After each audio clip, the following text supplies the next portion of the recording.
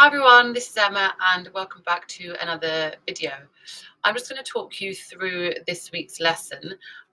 Last week it was very much about context and this week is much more about the novel.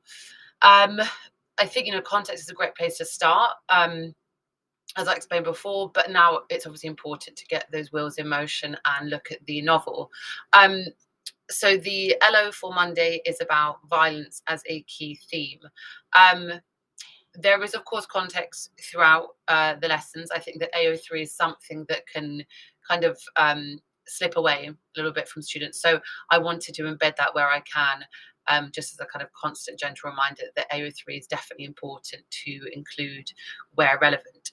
So the LO, as I said, is on violence. There are some interesting web links relating to people of the Victorian era who are relevant to the text, the story itself, the writer, and then linking that to some language in the text. Tuesday looks at Mr. Utterson. I wanted to look at him in more detail and pay a bit more attention to him and examine his role so far and at this point in the novel, using character archetypes as well to elevate learning. And the worksheet here has some focus questions based on some of chapter 2. With a little bit of context here. We move on to Wednesday with again a different LO. This is on the same chapter, but looking more closely at the nightmare that Mr. Utterson has. I think this is incredibly important and a good place to pause and do some interesting language analysis, as it's so rich, the language that the writer uses here. So again, mixed resources and activities. And the overarching aim, language and theme, really important, and character analysis. So what does the nightmare say about him? What does it represent about his thoughts? And incrementally building up on more themes as well. So I think here I've put 3 different themes as opposed to just violence and crime. And I then also included a document which has an exam style question, and you could change this to make it more of an assignment. You could work on it in class together. It could be homework. Tons of ways in which you could use a document. But within that, there is a model response, some textual evidence, information on mark scheme, and student responses. So plenty of scope for learning there. Thursday looks at chapter 4 and the theme of violence. So some, linkage and linking back to the beginning. Violence is incredibly important as a theme in the novel, but I wanted to use chapter 4 as a basis due to the event that takes place in chapter 4. So again, using context as part of our learning. And on Thursday, it's maybe a kind of busier day in terms of activities, but you are welcome to move things around, and if you wanted to, for example, use hot seating later in the week or earlier in the week, then that is completely fine, whatever works for you and your class best.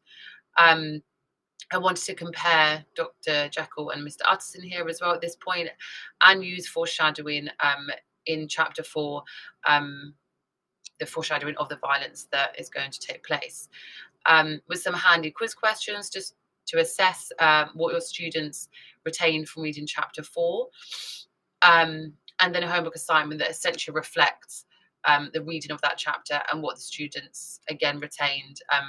Here I thought it would be quite nice if they wrote a article on the incident that takes place in chapter 4. We then get to Friday and we're still in chapter 4, but looking at the theme of duality. So again, some context just to keep that wheel in motion.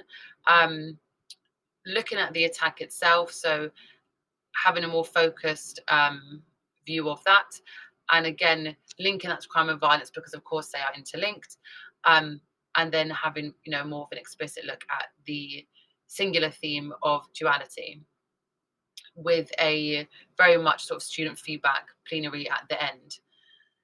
So the overarching aims for this week was to really get to know Mr. Utterson in more depth as a character, really understand violence and crime as very significant themes at this point of the novel, and beginning to look at duality as well.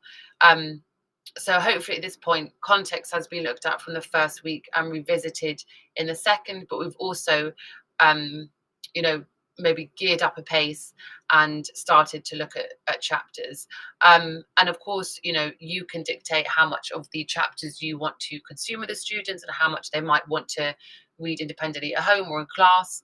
But I wanted to definitely make some progress with the content whilst also paying attention to the context of the novel. So I hope that you found that useful and that the resources available to you and the plan is something that you also find useful. And of course, you know, you can edit and amend as it best suits your class and your teaching style and your student needs. So thank you for watching, and I will see you soon. Thank you.